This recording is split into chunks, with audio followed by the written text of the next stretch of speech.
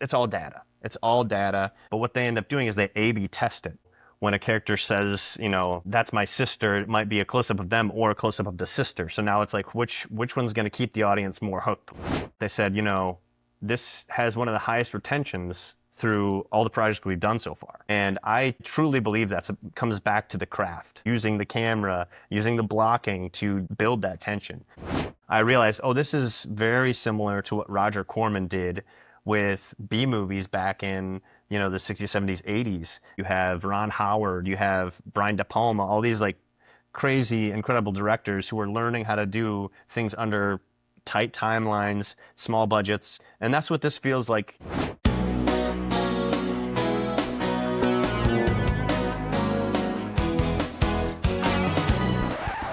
Michael Brown, welcome to the podcast. Thank you for having me. You're an expert in a new type of storytelling. You excel in that short form vertical narrative, which I know nothing about. So I'm so fascinated to talk to you about it. Just to give a few stats on your success so far, your recent film, Lose You to Love Me, has amassed over 32 million views on PocketFM, plus 1.3 million on YouTube, I think over 500,000 on TikTok. And across the work that you've created to date, you've had more than 60 million views. And these are stories that you're building for mobile-first audiences. It's amazing. Alongside this, of course, you have an impressive long list of long form as well, but I really want to focus in on your short form today because you're such a leader in this space. So can you start with an overview of what a vertical narrative is? Yeah, absolutely. So it's going to be something that is either shot or formatted for 9:16, and that is specifically going to be mobile first content. So stuff people are finding via TikTok or the apps that they're using, whether it's Pocket FM, ReelShort, and it's made for that mobile first audience. So, it's going to be highly clickable, highly watchable as far as, how they create the content, the kind of cliffhanger material that they put within the actual scripts and so forth. It's really blowing up at the moment. Can you give us a summary of what's actually happening in this part of the industry at the moment? Since the end of 2023, I had started seeing a lot of ads throughout LA for different companies like, hey, we're trying to hire production companies to create these vertical narratives. And I thought, okay, that's super interesting. I know there's always been a pushback against vertical because, film is inherently a widescreen, medium. That didn't really stop me just because I was really interested to see, what is this new thing that's happening? It seemed to be growing. And currently, ReelShort, the latest stat that I read was they're pulling in around 10 million plus per month purely on their app. So what they're actually making through their app, they're one of the highest downloaded apps in the Apple App Store and also, I believe, on Google Play. Same thing with Pocket FM. Considering, the state of the industry over the past couple of years out here in LA, Paramount doing layoffs, Disney doing layoffs, and then these companies having incredible growth. I started seeing that and I started trying to get involved pretty much immediately, just because I thought this is an interesting space. I worked on one, they liked it, worked on another, it's kind of started to pick up, and there's a community around the actual filmmaking for it now as well. Amazing. How many episodes and what length is common in this space? The first project that I worked on was for Pocket FM, and it was about a 50-page script that within the script it actually has delineations of episodes within it. We shoot it all the way through like it's a narrative script, and then in post they cut it up into those edited narratives, and then they release them individually like that. So it's about 2 minutes per episode. So for that first one, it would be right around 25 episodes for the 50-pager, and then we ended up that was so popular that they had additional stories that they wanted to tell within the Lose You to Love Me world. So another 5-day shoot, another about 50 pages. So it ended up being essentially a feature film's length of, content. And I think there's right around 74 total episodes for that technically the first 2 that we did. So is anyone commissioning these? Are they self-commissioned? Can you make one yourself and go to the platform, or they're actually commissioning them? A good question. So there are people who are writing their own, trying to sell them to these different platforms. I personally have not had that experience. I was hired by a production company that was brought on by Pocket FM to create these projects for them. So that would be the first two that I did. And then in February, I did my third for ReelShort, same company, production company I was working for. Essentially, I'm a hired gun. Some people are, I know, creating some and trying to sell them. And then I even know of people who are building apps of their own to release these verticals. There's a lot of growth happening right now in this industry. So essentially, there are production companies who are really specializing in this space. I wanted to ask about genres because you say they have to fit into 2 minutes, they have to be hooky. There are particular genres like soap or that vampire kind of thriller genre that are doing better in this space. Are there other genres? Do you feel it's limited to particular genres given what you understand about how the stories work? I don't think it's limited. I think right now are starting out a little bit opposite of the way that Quibi did. You know, Quibi was really high production value. They were a 1.9, I think, billion-dollar app, and they were, you know, trying to get people to come in on the high-end funnel, which I think wasn't necessarily going to work for the time. So these other companies, they were quite popular in India and China, Korea. Like that's where they really started. You know, they had built a base of this kind of soap opera, or you know, there's also superhero genre where people are, you know, very stunts based. I know a lot of people that are doing, you know, flying rigging shots. You know, it's pretty impressive for how low budget these can be, especially here in LA. So I think, you know, there's a huge growth opportunity as far as what genres. Right now, the main ones you're going to see if you download a ReelShort or a Pocket FM, it's going to be those soap opera style. But if you're looking at the industry as a whole, like these are basically indie films that are being shot in less than a month and being released in less than two, and they have a huge audience. You know, I think initially after Quibi didn't work, maybe the industry was kind of like, this isn't a thing, and yet it keeps growing. So I think there's an absolute place for growth. It's so interesting what you say about a lot of these coming to the market at a sort of lower quality level, arguably, but they build, and that's what we're seeing happening with YouTube as well. You can't dismiss them because of where they start. They grow over time as they get more money, as they get more popular, and as people understand how to use them. Certainly. And even with CEO of ReelShort, he talks about how, I know what people think of these right now, but they built a studio out here in LA. There's purpose for them. They want to grow and they want to develop into a full-blown, studio. It's one of the few places in the industry right now that feels like there's like some actual growth. Yeah, that's why we're having this conversation too, because things are changing and we all need to learn new skills. We all need to think about things differently. And as you rightly pointed out, you have seen an opportunity as a director and as a creator where there is actually growth in the market right now. What is mobile first storytelling teaching us about attention and audiences? What have you learned? This has been probably my favorite part of learning about the actual tech behind it. One of the things that they tell us in our meetings is we're actually not a film production company. We are a product based. We want attention. We want to grab people, and we use data and we use retention statistics. They break down everything into these 2-minute scripts essentially, where they have focus grouped it. They know exactly what's going to keep people hooked from beginning to end for every episode. So it's different than longer form in the sense of letting scenes kind of develop. It's a little faster than that. What they're doing is it's all data based, and it's very, to me, I find it fascinating because it's what the industry seems to be going towards right now, is analytics and that tech style type field. So you're saying the actual script, when you get it, has already got data information in terms of audience retention built into how they've shaped the script? Absolutely. And it's interesting, when on the very first one I received, they told us in the meeting, this script is going to change quite a bit. And you hear that if you're operating with a studio or something similar, or even working on an indie, like the script changes by the fact that maybe you lose a location or something like that, as far as, regular film is concerned. But in this, it's like, well, we have been test grouping this script. Maybe we need to cut this character. Maybe we need to combine these two characters into one character. It does put a lot of pressure on the film team to actually,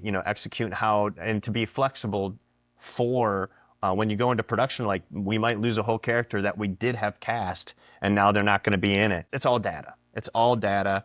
And, there's benefits and, challenges within it. But I find it like it's very fascinating to me right now in the current marketplace. You say it's all data, but it's still filmmaking and storytelling as Yeah. well, right?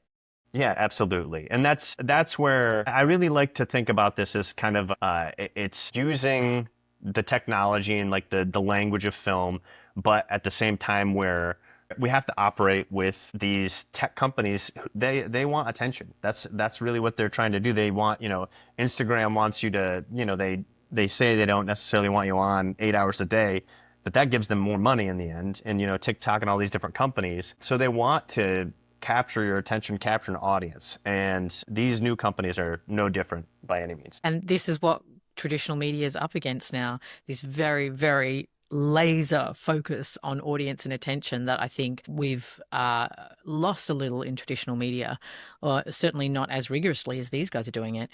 What is blocking for audience attention, and what can it teach us? Over the past 15 years, when I started, everybody started having cameras. Everybody's phone became, they're telling their own story. I think there was a real loss of craft. And I think, a lot of people could shoot and they could make beautiful images, but maybe they didn't understand how shots can build together for a point. Sequences can build together for a point. And how you do that, Scorsese talks about that all the time, but, building a sequence where the way people move within it, there's psychological aspects that are happening to you as you're watching it. And, that's something that I have really tried to apply to specifically these, well, everything I do, but these I think have an even higher necessity for that, because if you're always needing attention to be, directly in the app, you don't want to lose somebody for an episode. So how do you block that in a way that'll be interesting? Do I move to the side and, behind them is the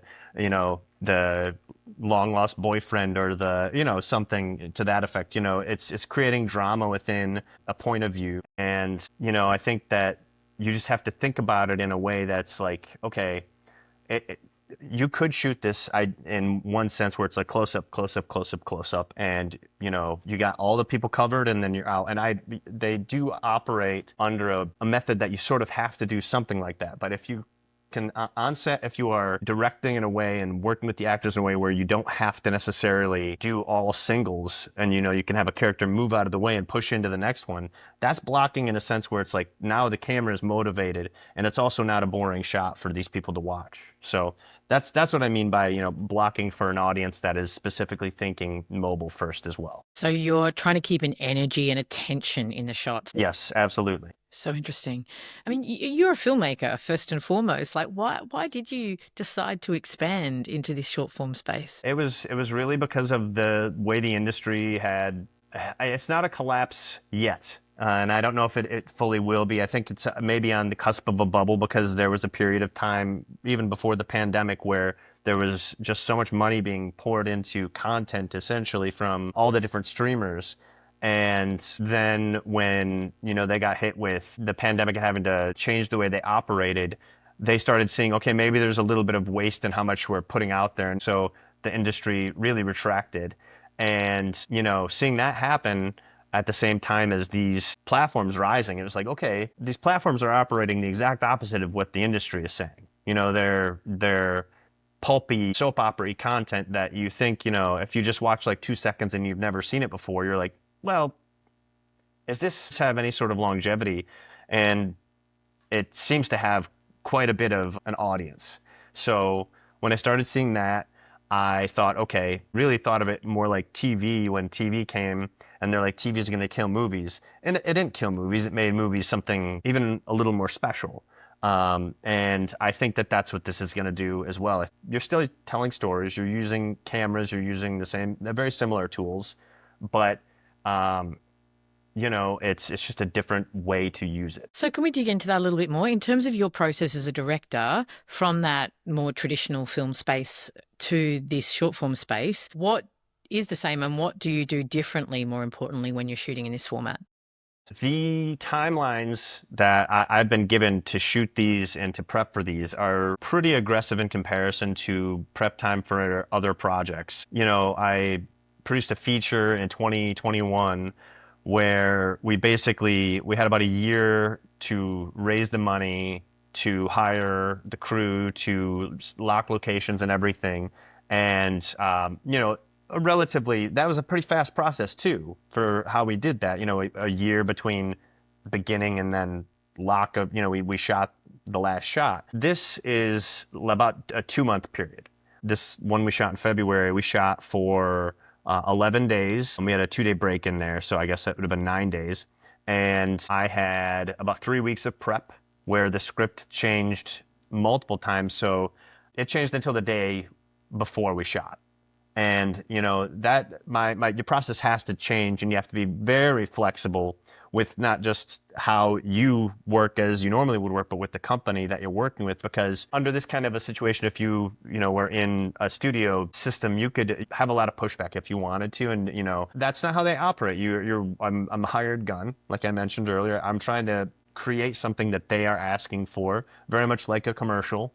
And even though the script is changing until the day, it's just trying to operate in a way that's like, okay, how do we pivot if something changes? So it's much faster. And even on set during the production, we're shooting between 8 and I shot a 14-page a day before, and that's incredibly aggressive. And there's ways that you could shoot that where it would be, single. Every actor says their lines and you don't really know where they move, and there's not really a wide shot because we're shooting in a skinny frame. So you could operate that way, but the projects that I've seen that are similar to that on these platforms, they don't perform as well. So, it's still using the craft and also being willing to like make a massive shot list. And then on the day, things change, and just being, trusting your team, trusting yourself of like, okay, I know how to shoot this. I know what we need to do to capture these moments. Something I do is I write down like, okay, these are huge moments that the client definitely is going to want to see. And I make sure to capture them in a way that I think is going to be, specific to what they're wanting. And then outside of that, I can operate a little bit more traditionally, where it's like, okay, maybe a little bit wider shots, maybe different types of mini master shots, which is something I like to do. I much prefer to shoot, a master shot that is a dynamic shot where, we maybe start wide and then the character walks into it and they move, and then there's another character that walks into it. That kind of a mentality is great, but you have to create smaller versions of that where the camera doesn't move as much, because that means you have to change the lighting and all this other thing, stuff that happens when you are operating fast. That's production. And even in post, like, I would usually take a week off and just like, maybe vacation between production and post in the very least. For this, we have an editor on set, and they are getting, between day one and wrap, they are pulling in the dailies, but also editing so it's closer to an actual deliverable a week after they actually have a first pass of a deliverable for the client. And maybe it doesn't have the final music, color, sound, but it's close. So within usually there's 3 rounds that I've experienced, 3 rounds of revisions between the production company or the editor and the actual client, it's a much faster timeline. And the thing is, most of the people that I've worked with on these, a lot of them do work in narrative, but a good majority have worked in commercial. So the timelines that they're used to are faster. It's just longer form. And then, delivery, we hand it directly to them, and they have it scheduled and put it up on their platform, and there it goes. So it's similar to regular traditional filmmaking in a lot of ways. It's just a shorter timeline, and you don't have to try to sell it to a distributor. It's already there. So it's a very interesting side of the industry. I'm still excited about. And how big is the crew that you tend to have? Yeah, the first 2 that I was on, we had pretty much the exact same crew. It'd be a camera, 2 ACs, maybe a camera PA, and 3 grips with a gaffer, and probably 2 people in production design, 2 people in hair and makeup, depending on how many people are there per day, like how many actors are there on the day. And, production itself will have an AD, production coordinator. There'll be two producers that I've worked with plus the producer from the client. Yeah, that's like the quick overview. If you have stunts, there's stunts there. If there's any sort of intimacy, we have an intimacy coordinator there, usually both on the same day for that kind of stuff.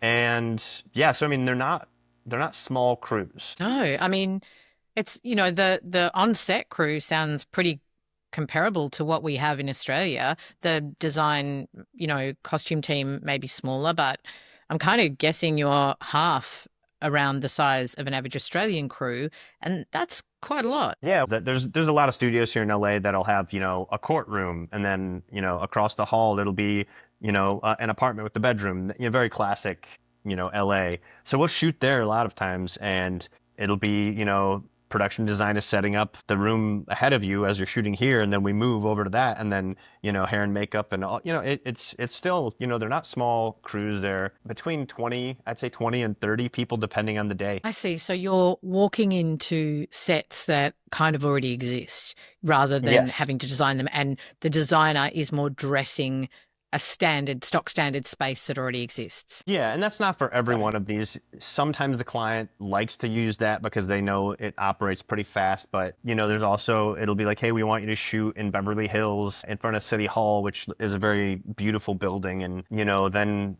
we need significantly more manpower on the day to keep people away because that's a very, tourist heavy location. It depends on the project. Speed is very important. So, having a studio where you can shoot, you book for a week and then you move around in the different areas and dress it as it needs to be dressed. But sometimes it's, you need to drive a Rolls Royce or some ridiculous car that they write into the script that you have to get, and you have to do that out on the regular roads. Have you got any idea what kind of budgets they have? Yeah, it's about $20,000 a day. That's kind of how it breaks down for the shooting days. We shot for a week, the first one, and then the second one also a week. Together, that would be, just about 200,000. This one that I shot in February was just over 200,000. And I'm actually in talks for another one right now, and the budget seems to be right around that 200,000 mark. So I think it changes depending on the genre too, because if you have more hair and makeup, if you have werewolves, or if you have different, specific types of costumes, or if you have stunts, the more stunt heavy work, you're going to have a lot more crew, and that just costs money. Yeah, but again, it's interesting. I'm assuming you mean 20K US. I mean, that's not nothing per day. Certainly.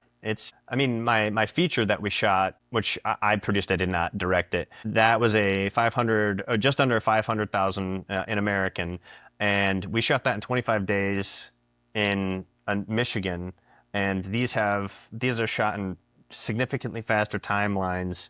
They have, $200,000 budgets. So it's a squeeze for sure.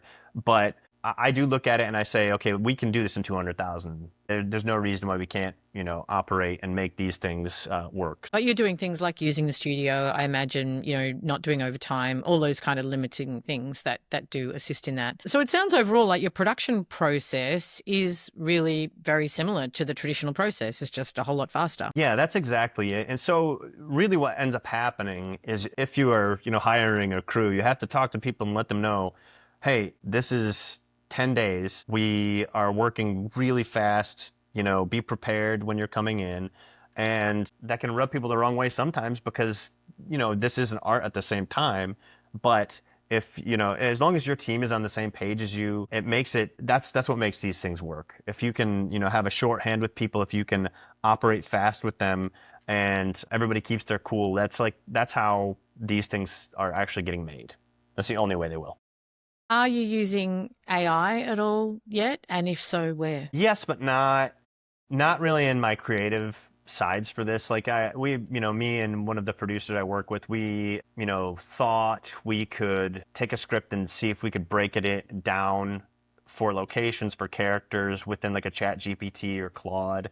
And we've tried that, but it'll pop out instead of having character names when you're trying to get a character breakdown, it'll say character 1, character 2, character 3, character 4, and then you're like, well, if I were to reassign that all, but then you're just doing the job anyway. More personal note, I mean, I use ChatGPT to, help me write emails to, I'll write a quick draft and say, clean this up, give it this tone, that kind of a thing. And, that's the most I really use it for. As much as, there's amazing video coming out for Google VO3 and all these different, visuals, I still think that's not filmmaking to me. That's filmmaking is filmmaking. You're making it. Again, I feel like it takes away the joy for me.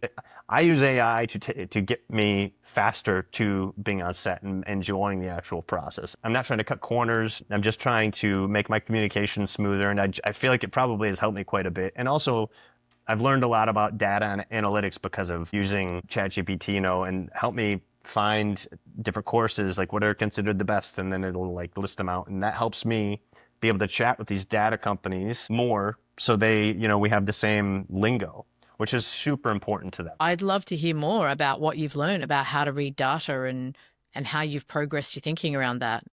Yes, everything to these companies is going to be charts and analytics and reports to the effect of after we shot our first one, about a week after it came out, they had a call with myself and the production company, and they were showing us the timeline of the entire project, where attention was peaking, where it was, waning, the big moments that they're like, this was great, we really loved how you did this. And it wasn't, I wish I could have got into the dashboard myself so I could actually read it in more of a filmmaker way rather than being told by like and I don't say this in a bad way, but like these are data analysts that are like, this is what it says. They can analyze it, but maybe they don't know why it worked like that. One of the cool things about that project, the Lose You to Love Me, was when they showed us that, they said, this has one of the highest retentions through all the projects we've done so far. And I truly believe that comes back to the craft of being like, okay, we're shooting this in a very specific way to try to keep that audience attention, and it's building tension. It's using the camera, using the blocking to build that tension. So, as far as the analytics are concerned, that's what they care about. They're more interested in that than I don't want to say more than the filmmaking, because that's part of the product that they have. But they there's a reason why they write in the hooks. The other thing that they do, that these companies do, is they, I will shoot coverage, more coverage than I normally would. I usually would stay away from that because I know what I like. But what they will end up doing is we'll deliver a edit of the full project, and it's basically finished. They could put that up if they wanted to. But what they end up doing is they A/B test it. So they'll change the way the opening looks by switching some of the camera angles, because we do shoot multicam on these.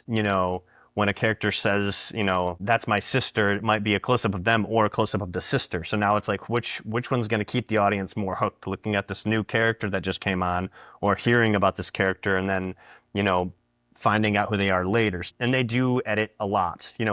I think there's probably a 90% finished point that they get it to. And when we deliver it, they change it about 10% throughout, which is a totally different way than, I don't have final cut in that sense. That could upset me if I wasn't delivering a product for them, and I can happily disagree. Like, I think this would work better, and then find out, no, the data says this other edit is better.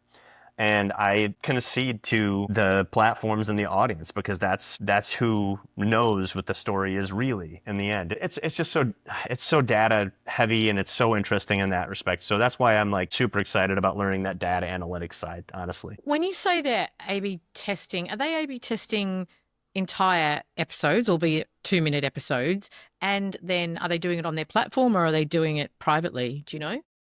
That is a good question. I think that each platform does it a little differently. They identified points that they found in, their pre-production and the writing the script. Like, these moments are going to need to have extra shots. So when we're actually in post, they ask for, tweak it this way. Do you have that shot that we asked for? Can we see it that way? And, we deliver it that way, but then they will, they'll take it out. And I think what they do is they will segment an audience. They'll say, give the Americans in the Northwest this edit, and give the Americans in this area that edit, and see which one does better, and then flip it. And then, test it. It's so much different than the sense of just like shooting and making a film in that respect. It's so interesting you've been using the comparison to advertising, because certainly in Australia, I don't know if it's the same in the US, a lot of directors really hone their craft through the rigor of shooting advertising. And one of the things I really love about what you're doing is in a time where the market is compressing, you could be sitting at home not directing, but instead you're out there, you're using your craft, you're getting better. And when those opportunities come for you to direct any other level or any other kind of project, really have honed your skills to a whole new level. Yeah, that's really how I sold it to myself. You know, in the middle of like the first week of shooting the first season or the first series, I realized, oh, this is very similar to what Roger Corman did with B movies back in, you know, the 60s, 70s, 80s. And think about the people that came out of the Roger Corman film school, essentially. You have Coppola, you have Ron Howard, you have Brian De Palma, all these like crazy, incredible directors who are learning how to do things under tight timelines, small budgets. And that's what this feels like as far as a comparison to me. I like to sell it to myself that way. And it's also just I'm getting paid to continue to work, and it is different. I shot a commercial over 6 weeks that ended up being, you know, a bunch of 2-minute cut downs, but you know, at the in the end it's like that is a luxury of time. So one thing I'm seeing that has benefited me is I'm a planner. I will have a crazy amount of shots planned out, and a lot of that lives inside of me when I get on set. But when stuff changes, you have to throw that out the window, and now I have to make a decision. Have 30 sets of eyes, including the client, including the actors, like what's next? And it's like you have to be able to make quick decisions. And I think that is under a $200,000 budget. It it's still pressure, but it feels a lot more like, oh, okay, now I can still operate and make these quick decisions fast. And I'm getting that school. I'm learning that school of how to do that. Yeah, amazing. You've kind of answered it, but what do you think the opportunity is for, filmmakers or directors in this space right now? You could be, as you said, you could be sitting at home writing your own stuff. I still do that. Or I could be out there working for clients and actually, you know, doing the job and learning how to do it under the scrutiny of other people's content that they want. And then it turns out, you know, I didn't expect the numbers to be as high as they are. On the first one, 34 million, I was kind of blown away. This last one that came out less than a month ago is closer to 60 million now, which is, in my mind, it's like, okay, there's something happening here, and I have to rely on those numbers to be like, okay, this is actually happening. So, yeah, I mean, there's a lot of opportunity. I think, you know, if somebody wanted to get into the industry for this specific stuff, or if they were like not working as much, reach out to ReelShort. They're constantly posting producer and writing jobs. And I think that's because they're growing. They're growing at a pretty rapid rate. So, you know, the opportunities there, it's not going to be studio pay that, you know, Disney or these other companies are paying, but it's going to be better than indie rates, a little bit better than indie rates, and you're going to be able to get paid, and they've always been quick about that. So it's, you know, they're good companies to work for. We'll put links in the notes to any companies that you think would be good for people to reach out to. And are there any things that you'd say, hey, be careful of this when you're working in this space? I would go to, you know, their websites and look up the different jobs that they have. They probably have hundreds of them, you know, people applying for these positions. So it's going to be super helpful if you end up reaching out to these people, whether it's on LinkedIn or maybe you know somebody that knows them. You know, that's especially if you're in a bigger market that has, you know, productions for these. If they're actually shooting in, you know, Sydney or, you know, wherever, I'm sure they do. So find those people, send them. It helps if you have a reel or if you've worked on narrative, obviously. So send them that kind of stuff. And the other thing I have to say is just make your own content. It's a common theme, and I listened to a few of your episodes, and I was just like, yeah, these people are all making their own content, and that's how they're getting found, and that's, you know, I would say how you would start. What are the pitfalls? I think about this a lot in general. If they're moving fast and breaking things, sometimes it'll be people's spirits, and they're going to be, you know, operating maybe not in the best way to make you feel like a director or anything like that. So I would say really think about if this kind of a thing is for you, if you want to direct or if you're a DP, think about, okay, I'm shooting 10 pages a day. I'm shooting 2 cameras. There's clients coming at me saying, I need it to be this, I need it to be that. You're going to have to be malleable in a lot of ways. And that might be different than what you're taught about how to be a filmmaker. You know, a lot of it is making decisions and sticking by them. I would say just operate under the idea that they are creating a product. It's a commercial, essentially, for their platform, and you're working for them. So think of it that way. And I think that will help release a lot of tension if you're, walking in thinking it's going to be a narrative. It is, but at the same time, it's a narrative for a platform. Yeah, yeah, it's good advice. You've got to have different expectations sometimes. From what you can see happening in the media space right now, where do you think we're going to be in 5 years?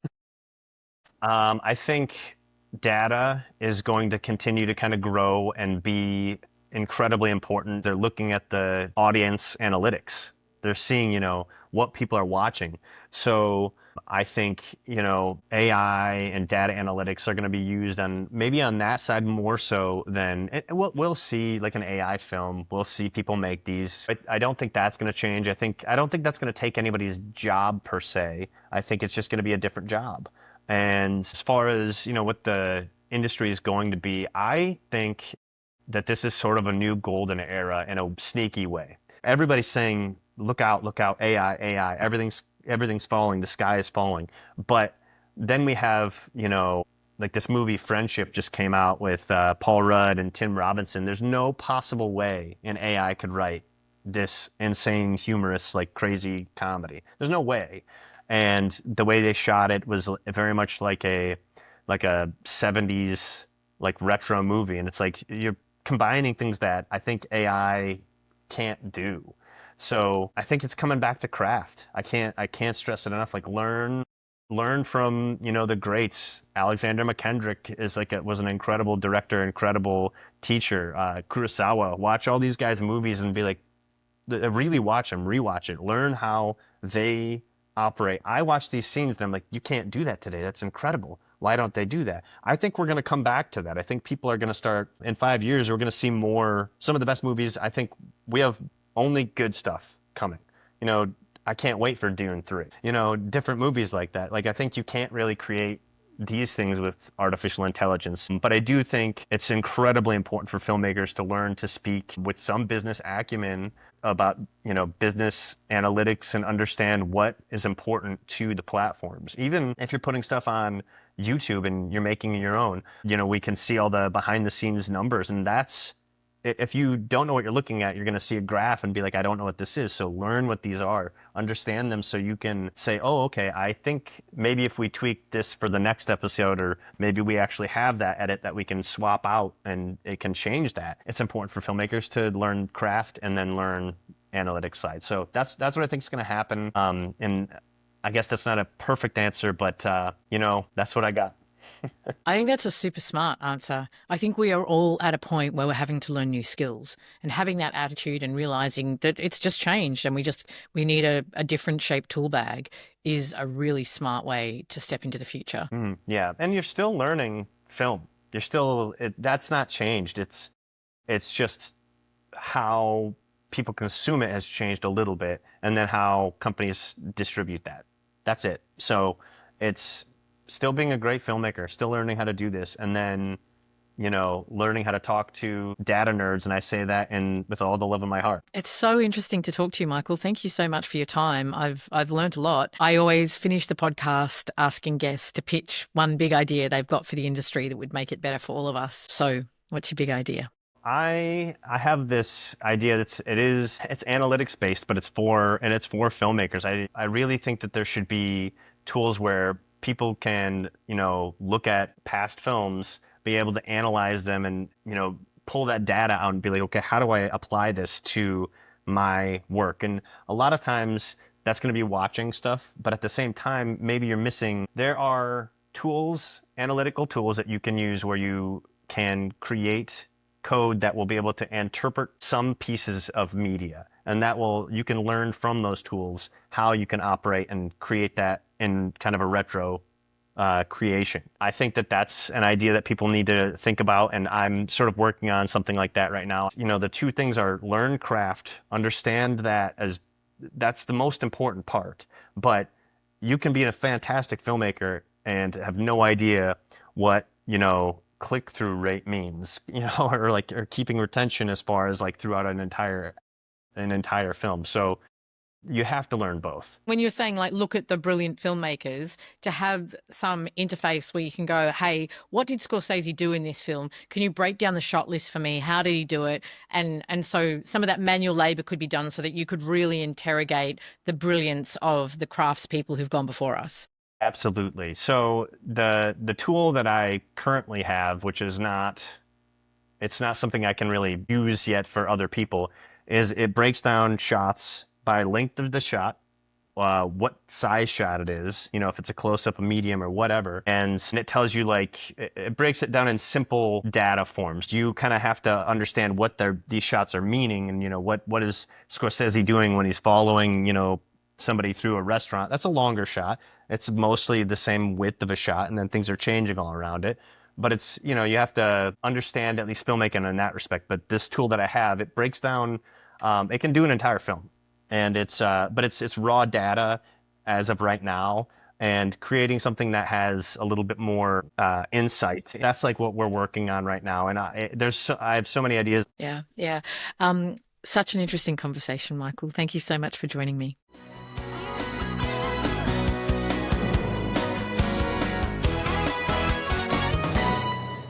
We Interrupt This broadcast is recorded on the unceded lands of the Bunurong people of the Kulin Nation and the Kaurna people of the Adelaide Plains, and we acknowledge them as the traditional custodians and first storytellers of these regions. Always was, always will be.